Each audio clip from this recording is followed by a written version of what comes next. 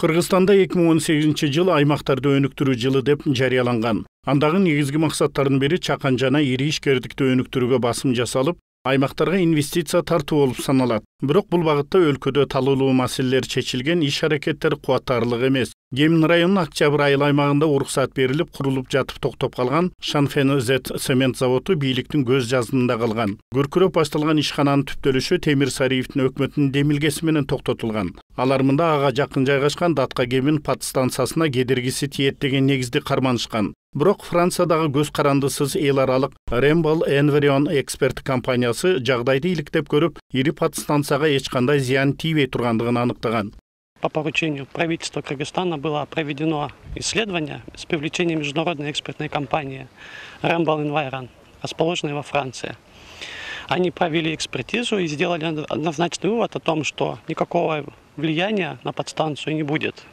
Аталган завод цементти алууда заманбап жаңы кургак ыкманы пайдаланат. Анда иштетилген суу сыртка чыкпай айланып колдонулат. Бул биздеги башка мындай заводдордон айырмаланып, өз учурунда айлана чөйрөгө зыян тийгизбейт.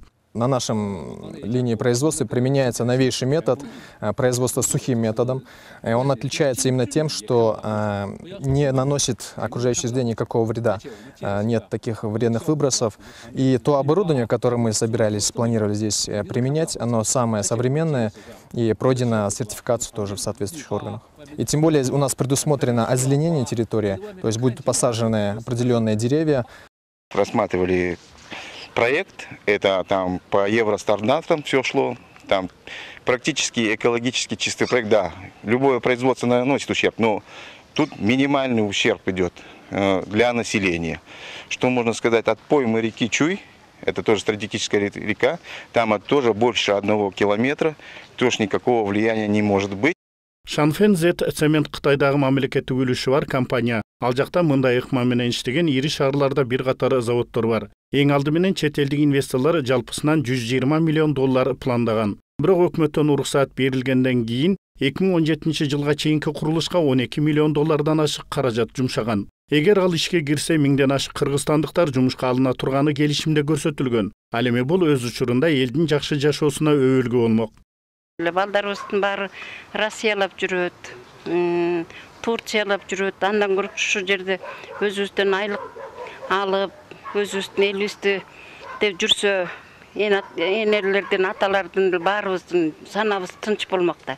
Мало очень молодежи, все поуехали, кто куда. Так, думаю, если этот завод заработал бы, где-то 1000 человек, это тоже уже нормально. Я думаю, если цементовый завод откроется, было бы большой поддержкой для местного населения, потому что мы все хотим там работать. У нас нехватка работы.